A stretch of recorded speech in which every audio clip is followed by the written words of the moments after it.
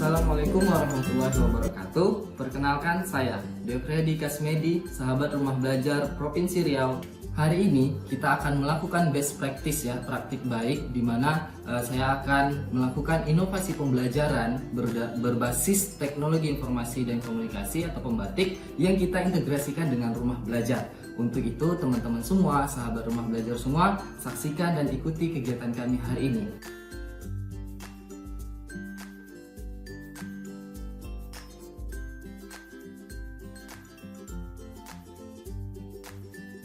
Assalamualaikum warahmatullahi wabarakatuh.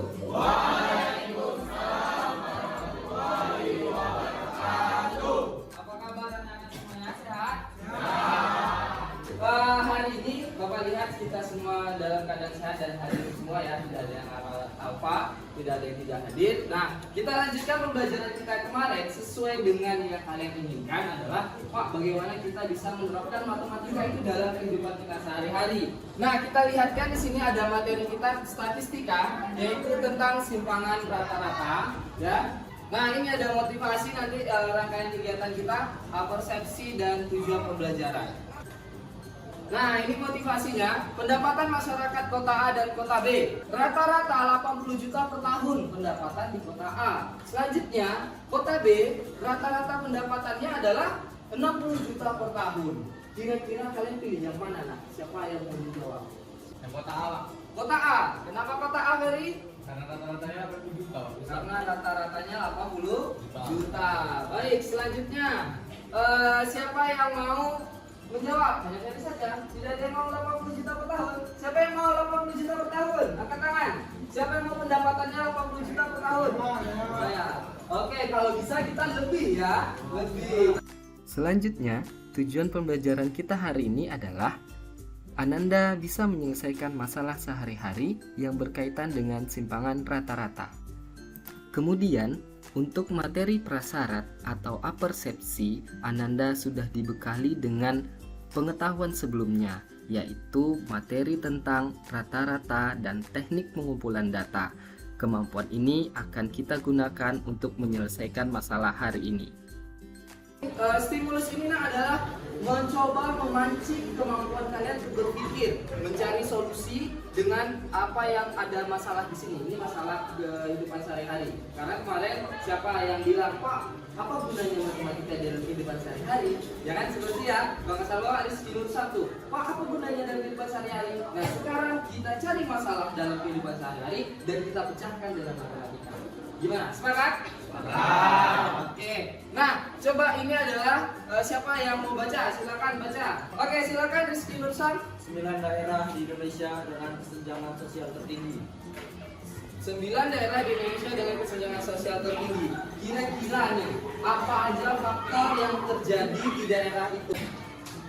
Ya, silakan Ade. Pendapatan Pak. Gimana? Pendapatan per keluarga boleh, pendapatan per kapita juga boleh. Yang lain siapa lagi? Ya, Dendi, apa kira-kira? Sumber daya alam yang berbeda. Sumber daya alam yang berbeda, benar. Selanjutnya, Diken.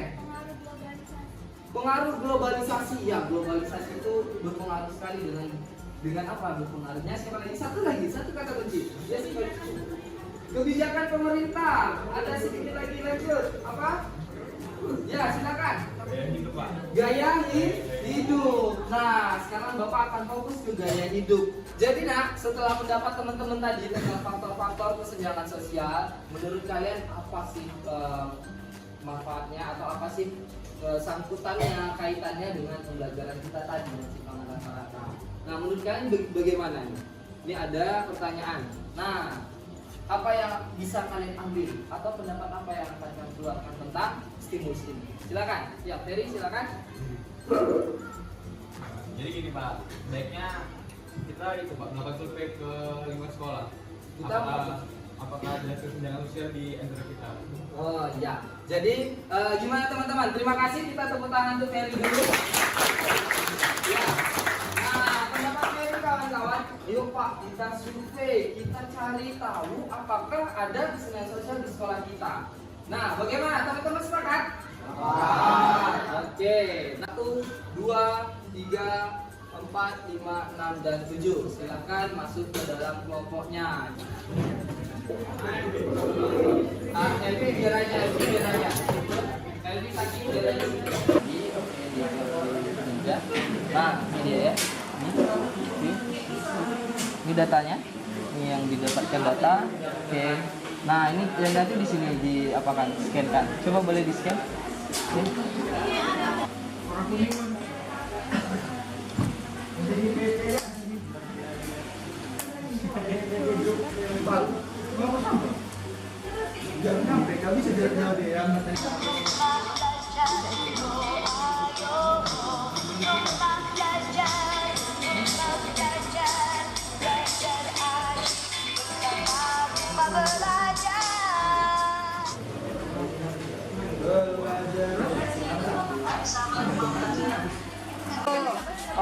Pendapatan orang tua per bulan 5 juta, 10 juta. nomor adik adiknya. Per hari berapa?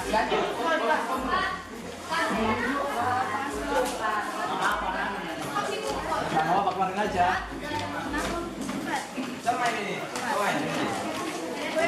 Udah ada berapa orang? 5 orang, Pendapatan per bulannya? 2.500.000 perkiraan.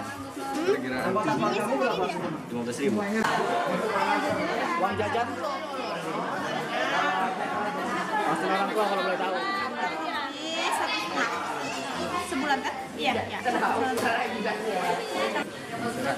Oke, jadi teman-teman, ini adalah uang jajan yang 11 APET 1, rata-ratanya yaitu 19.286.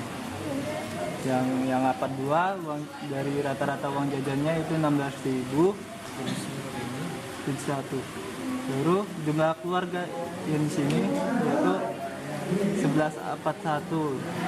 Ini datanya semuanya. Baru ini APET 2. Pendapatan orang tuanya dari 11 APET 1 rata-ratanya mencapai 2.301.000. Berarti kita bulatkan aja 2.300.000 ya. Ya. Nah, kalau yang APET 2 APET 2 sampai rata-ratanya itu 3.642. pakai rumus average ini ya. Ya, average. Oke, jadi nanti anak-anak Bapak ini kalian bisa buat datanya ini dalam tabel distribusi ya, atau ada tabel yang pakai frekuensi itu, misalnya 20.000 berapa orang, 30.000 berapa orang, 50.000 berapa orang, dibuat tabelnya. Nah, dibuat tabelnya kita konsultasi. Kalau kayak gini kan payah nih dilihatnya kan. Itulah gunanya menyajikan data dalam kelompok dan menyajikan data statistika ya. Oke, jadi Assalamualaikum warahmatullahi wabarakatuh. Waalaikumsalam warahmatullahi wabarakatuh. Kami dari kelompok 1 akan menjelaskan hasil analisis uang jajan siswa. Laporan pembelajaran timbangan rata-rata. A. Banyak faktor yang menyebabkan kesenjangan sosial. B. Menganalisis data apakah terjadi kesenjangan sosial. C. Mengumpulkan data melalui wawancara atau angket, mengolah data dan menganalisis hasil data. D. Tidak terjadi kesenjangan sosial. Kami membutuhkan pertanyaan sebagai berikut. Apakah pekerjaan orang tuamu? Berapakah jumlah keluarga dalam satu rumah? Berapakah pendapatan orang tua dalam 1 bulan? Berapakah uang jajanmu dalam 1 hari? Hasil pengumpulan data. Di sini ada kelas X dan kelas Y. Jumlah siswa kelas X yaitu ada 10 dan jumlah siswa kelas Y ada 10. Kelas X uang belanja siswa per hari dan frekuensinya. 10.000 ada 2 orang, 15.000 ada 1 orang, 20.000 ada 6 orang, dan 50.000 ada 1 orang. Sedangkan kelas Y, 10.000 ada 4 orang, 15.000 ada 3 orang, 20.000 ada 1 orang, dan 50.000 ada 2 orang. Selanjutnya ini adalah grafik dari uang belanja siswa SMK. Yang pertama ini 10.000 di kelas X ada 2 orang dan di kelas Y ada 4 orang. 15.000 di kelas X ada 1 orang, yang di kelas Y ada 3 orang. 20.000 di kelas X ada 6 orang, sedangkan di kelas Y ada 1 orang. 50.000 di kelas X ada 1 orang, sedangkan di kelas Y menentukan rata-rata data.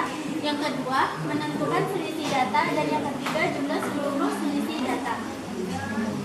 Ini merupakan rata-rata dari kelas X. Dan ini adalah rata-rata di kelas Y. Ini merupakan garis rata-rata. Dan ini merupakan data yang berada di bawah rata-rata. Dan ini data yang terletak di atas rata-rata. Oke, jadi sampailah kita ke kesimpulan pembelajaran ya. Nanti Bapak mau kesimpulan hari ini. Sekarang kita masuk ke kesimpulan pembelajaran saja. Nah, apa yang kalian lakukan hari ini kita simpulkan. Kira-kira siapa yang bisa menyimpulkan apa yang setelah kalian lakukan hari ini? Silakan angkat tangannya. Ya, silakan Rizky. Kesimpulannya adalah data yang memiliki simpangan rata-rata kecil, maka data tersebut dapat dikatakan baik dan representatif. Oke, yang kedua. Yang kedua, untuk menentukan SR atau simpangan rata-rata, data tunggal, tentukan rata-rata dan jumlah data dikurang rata-rata. Oke, yang ketiga. Yang ketiga, untuk menentukan simpangan rata-rata data kelompok dibagi menjadi 3, yaitu 1. Buat tabel distribusi. Yang kedua, menentukan nilai data dan menentukan jumlah frekuensi. Terima kasih. Ya, terima kasih, tepuk tangan untuk Rizky. Ini kurang semangat nih, kita udah mau berakhir. Oke, sebelum ini biar kita semangat. SMK. SMK. SMK. Luar biasa. Tepuk tangan untuk kita. Oke, benar ya. Ini adalah kenapa tadi Rizky sudah mengumpulkan kesimpulannya. Nah, jadi Bapak Rizky angkat tangan, ini kesimpulan yang Rizky buat. Nah, data yang memiliki simpangan rata-rata kecil, maka data tersebut dapat dikatakan baik dan representatif, artinya mewakili data itu benar ya. Untuk menentukannya, ini adalah langkah-langkahnya. Nah, jadi kesimpulan kita hari ini, simpangan rata-rata itu bisa menentukan kesenjangan sosial. Sekarang, jika terjadi kesenjangan sosial di sekolah kita, apa yang harus kita lakukan? Ada yang ingin memberikan saran dan pendapatnya? Jika kalian menemukan tadi, Pak, ternyata di sekolah kita tuh kesenjangan sosial terlalu besar, Pak, banyak teman-teman yang harus kita bantu. Ada nggak program yang bisa kalian lakukan? Kira-kira apa? Silakan. Iya, Siti Komaria. Mungkin kita bisa bikin program membuka warung gratis bagi siswa yang tidak membawa bekal ataupun tidak membawa uang saku. Ya, tepuk tangan untuk Siti Komaria. Nah, Siti Komaria mau buat warung gratis ya untuk teman-teman yang nggak bawa bekal atau tidak bawa uang jajan hari itu. Entah apa kendalanya, yang penting kita husnuzon saja, kita akan membantu mereka. Ya, itu adalah program yang pertama. Mungkin kita bisa usulkan ke sekolah. Ada lagi yang punya program? Ya, Ferry silakan. Kalau program dari Ferry, Pak, Ferry ingin membuat kayak otak berbagi, Pak. Jadi kalau kita punya kelebihan makanan, kita bisa taruh di situ. Bagian tidak punya. Jadi yang nggak punya makanan Bisa ngambil di situ. Oke, tepuk tangan untuk Ferry. Punya program kotak berbagi. Jadi bagi kalian yang berkelebihan, kita bisa mengumpulkan atau memberikan makanan di sana. Jadi kalau yang tidak punya uang saat itu atau terjadi hal-hal sehingga dia tidak bawa bekal, tidak bisa jajan, maka dia bisa mengambil dari kotak berbagi. Oke, selanjutnya ada lagi yang ingin memberikan programnya. Oh ya, Rizky Lursan. Hari ini Rizky Lursan jadi siswa terbaik mungkin ya. Oke, silakan Rizky Lursan. Saya akan mengusulkan namanya kupon berkah, Pak. Kupon berkah. Iya. Yang dimana kupon itu akan dibagi kepada orang-orang yang membutuhkan di sekitar kita. Sekitar kita. Oke, tepuk tangan untuk Rizky. Nah, ternyata dia ingin memiliki program kupon berbagi. Jadi siapa aja hari itu yang merasa tidak punya uang, tidak bisa jajan dan punya kendala yang lain-lainnya, dia akan diberikan kupon berbagi. Nanti kuponnya akan ditukarkan di warung Siti Komaria. Ya, bisa dikolaborasikan tuh, benar-benar. Oke, terima kasih Nak untuk saat ini Bapak bilang kita harus belajar dari dini, harus punya ilmu yang kita miliki itu bukan hanya di kepala tapi di hati kita. Ketika kita punya ilmu di kepala dan di hati kita, maka kita akan menjadi orang yang bersahaja, bermanfaat untuk orang lain. Karena orang yang baik itu adalah orang yang bermanfaat untuk orang lain. Kita akhiri pembelajaran kita hari ini dengan tepuk tangan. Dan kita apresiasi diri kita sendiri. Bapak mohon maaf apabila banyak kesalahan. Assalamualaikum warahmatullahi wabarakatuh. Waalaikumsalam warahmatullahi wabarakatuh.